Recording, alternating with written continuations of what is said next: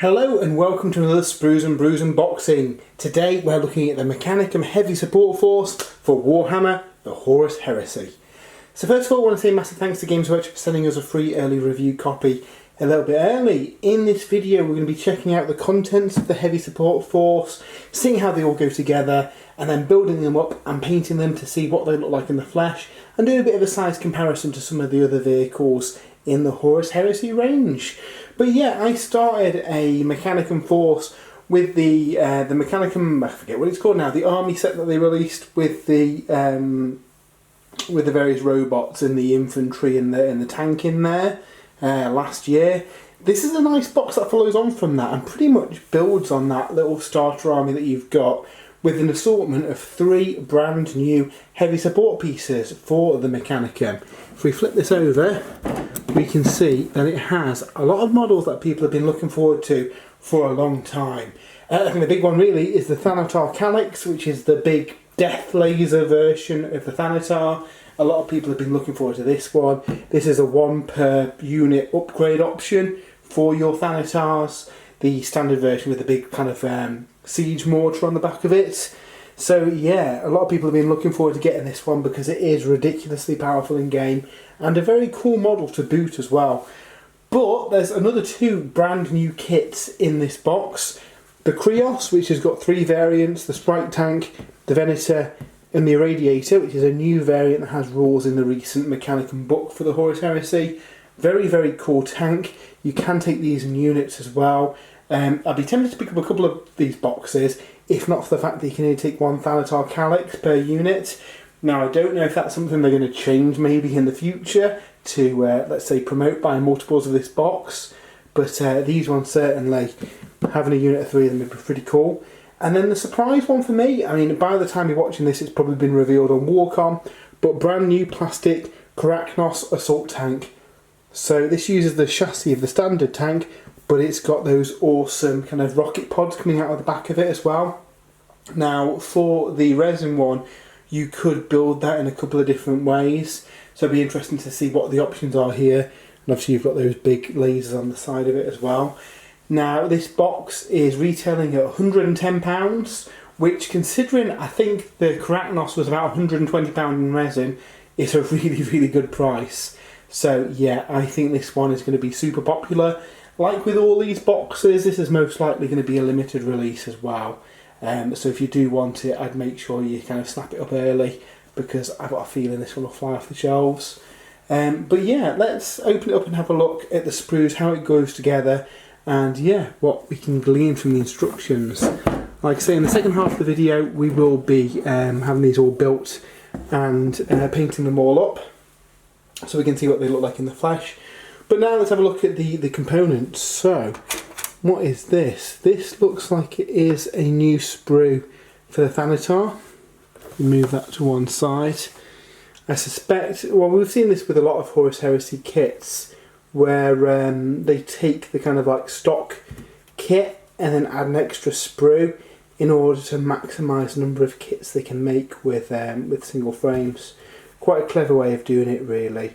And on this one you can see that big kind of like doomsday laser thing, rather than the big siege mortar. So this was a really fun kit to build, the standard one. So yeah, looking forward to building this one. So that is the new frame for that. In here it looks like we've got the new frame for the Karacnos as well, and then the rest of the kit looks like it is the standard Karacnos. So what have we got here? Another big laser there. Looks like we've got the main sprue for the big mech. So we put that to one side, and then in here we've got that, and then we've got that. So this looks like it's the standard sprues that make up the transport variant. So these will be the same as we saw in that initial Mechanicum launch box, because again a lot of them use the same chassis in order to build up the tank. So glancing at this all looks the same as that one. That top panel looks identical to my eyes. And then we've got the 2 side tracks as well. So obviously you get 2 of those sprues. But then to make that into the Karacnos, we do get a brand new sprue here, which has all of the kind of missile batteries on there too, and a couple of new pieces that go into making that the variant that it is. So yeah, that is very, very nice. I've been a big fan of this tank for a long time, and like I say, when this arrived, I wasn't expecting it. So it is nice to see this added to the plastic range. I suppose it's a non-brainer because I think we know we're going to get all of the tanks in plastic eventually. But yeah, this is really, really cool. And then it looks like we get 3 sprues for the Krios. So this is a really nice tank because it's got a kind of guy on the back of it. So this like tail piece, there's a guy that like sits in there like a servitor or something, I suppose. It looks really cool, and it kind of reminds me of the engineers from Alien. But yeah, some really, really nice detail on this tank. Very much looking forward to building this one. I don't know what variant I'm going to build it as. As ever, we'll let you know if it is fairly magnetisable. A lot of the Horus Heresy kits have been quite easy to swap out which variant you have. So if it is, I'll put some magnets in here and make this swappable. But yeah, looking at this, I can't suspect it being too hard to make it modular. That is something we've been able to do on a lot of the tanks. It's interesting that all the different options are on one frame as well. So when the standard kit comes out, you are going to be build it as any of those 3 options, which is cool. So yeah, very, very cool. And then like I said, the big sprue that we saw earlier is the Thanatar chassis, which we've seen before. So that was a really fun kit to build. It's just one of those where I'd say take your time because it has got a lot of parts. Now before we jump to the future and have a look at how these look in the flesh, we will have a look at the instructions and see how they go together. You do get a whole load of transfer sheets in here too, which is handy. So yeah, enough to outfit all your vehicles. First of all, we'll have a look at the Krios. So if we open this up and see how this goes together. So like I say, you can build it as the standard tank with a lightning cannon, the Krios battle tank with the irradiation bit blaster, or the Venator as well. So yeah, there might not be that many shared pieces. These 2 look like they share pieces. It's where you can swap out that main gun. But we'll see as we build it up. The assembly doesn't look too dissimilar to the other tank. And there's that cool little kind of like command centre with a guy in it. So yeah, I don't know how many shared pieces these are. It doesn't look like they've got any shared pieces at all. So these pieces might be able to just slot in.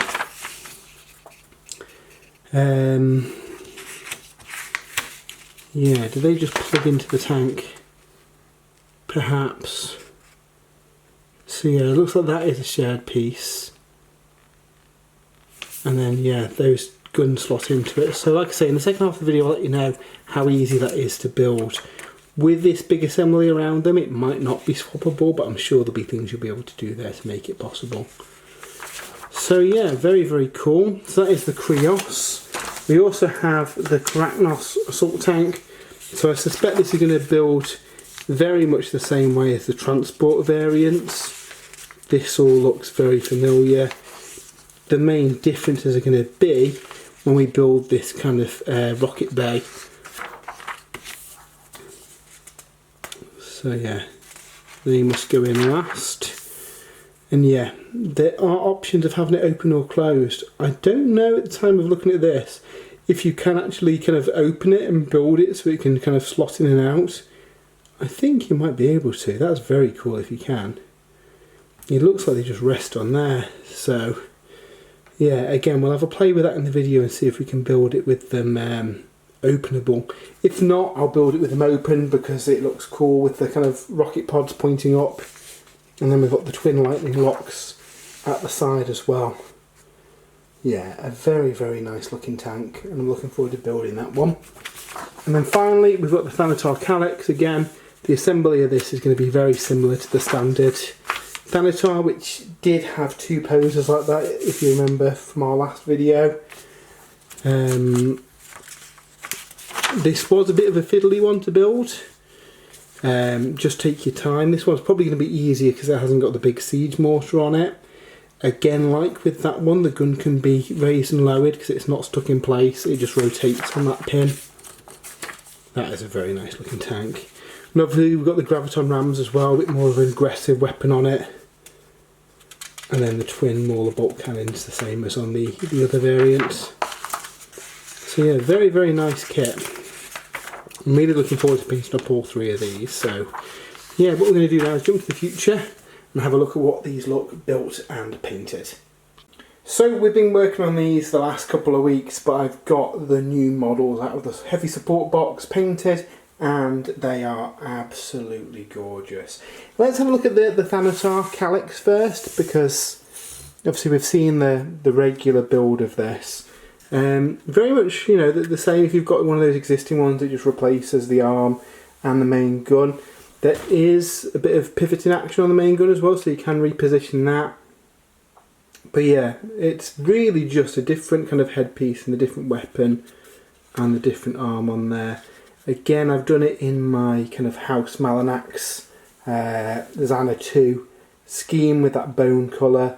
I've had to kind of scavenge some Dark Mechanicum transfers from the Malanax sheet. If you buy one of the Horus Heresy Knights, you do get a small section of Malanax transfers. I really hope that we see some of the, like, you know, Traitor, Forge World stuff get released as a new transfer sheet. There used to be a full Malanax sheet that Forge World sold, but sadly it's long discontinued. So yeah, the next best place is that Knight transfer sheet, and you often find the Malanax transfers on there if you look on eBay and stuff. Also, massive shout out, if anyone does have any of them that they don't want, I will happily take them off your hands. Give me a shout and we'll sort something out. Because I'm going through a lot of these, doing all these Dark Mechanicum. So yeah, really, really nice robot, I guess, siege engine. He's very, very nice. Next up, we have got the tank, the Krios, and what's really good about this one is, obviously we saw in the instructions it's got 3 builds. Now, the kind of siege version of this has a bit of a shield and a slightly different build. So if you build it that way, it's a little bit more difficult to make it swappable. If, however, you just want to build the 2 kind of regular variants, so the standard one and then the new one that came in the new book, the weapons are interchangeable. So you can swap them out and they'll just stay in place with some resistance as well. I really, really like that this main kind of gun swings up as well. With the big gun it's a bit heavy and you might want to kind of stick it in place if you want it in there. But yeah, really, really nice. It reminds me of the engineers out of Alien, you know, the kind of space jockey that's in the derelict at the start of the film, with the kind of the seat and the big gun and everything. I surely inspired by that. But yeah, really, really nice with the Volkites on the side of it. Again, in that Malanax scheme. Swap out that gun and just plug in this other one. This is the one I'll probably go for, with its big kind of anti-infantry Hellstorm template. I think it'd be really good for chewing through Dave's Solar Auxilia when he gets them on the table. But yeah, very, very nice, and I want to pick up another couple of these. Hopefully they get released separately soon, because I do want to build kind of a couple more to kind of round out the squad and have one of the other variants built as well. It probably is possible to magnetise it, but these 2 guns, because it could just be done with resistance and just push them in place, I went for that because it's a lot easier. But yeah, there's options there for swapping out the guns, which is really, really cool. And then finally we have got the Karacnos, I think it's called. The big artillery tank. Now in this first start of the review, I kind of said that it's very similar to the armoured conveyor in look, but having built and painted it, it's actually quite different. That whole top piece is entirely different. You've got like a little kind of bit jutting out on the armoured conveyor. These top sections are different, and you've got the little aerials and stuff. And then this rear section's different as well. and obviously you've got those rocket pods. They can be moved and positioned in different ways as well, and you can build it with them undeployed as well. I like the look of it with the missile pods coming out, so I've opted that way. And then you've got those lightning cannons on the side of it. It's a very, very nice tank. You can't take them in squadron, sadly, otherwise I'd have like multiples of these, and I think if you had 3 of them that would chew into a lot of your heavy support slots. As it is, this box gives you a load of heavy options for your Mechanicum.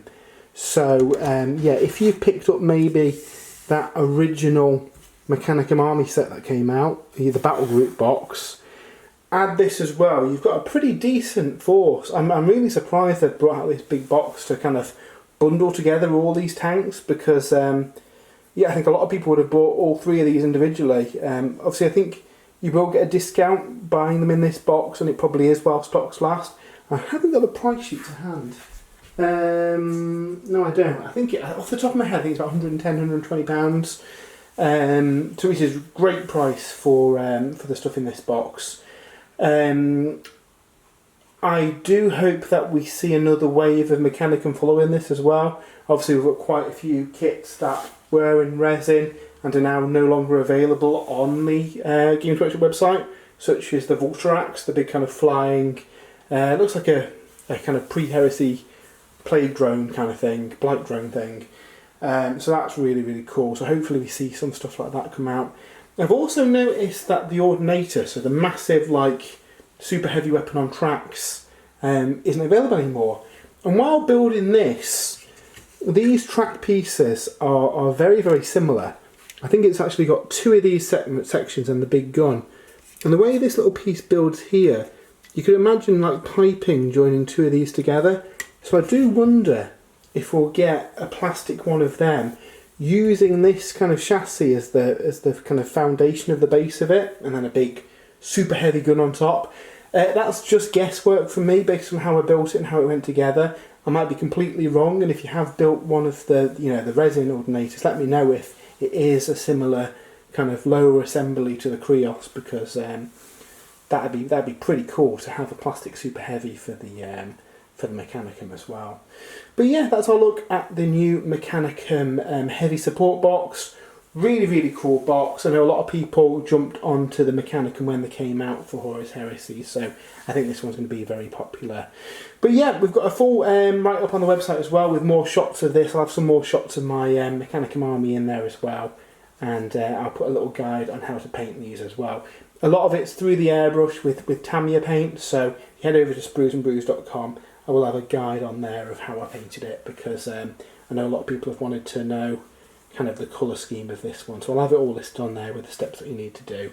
If you've got an airbrush dead easy, don't know how you do it without an airbrush. You could probably get away with using Sandry dust or something maybe, and some contrast paint, but if you do have any good quick kind of ways of doing this colour scheme, let me know, because yeah, building up that kind of bone colour takes a few coats through the airbrush.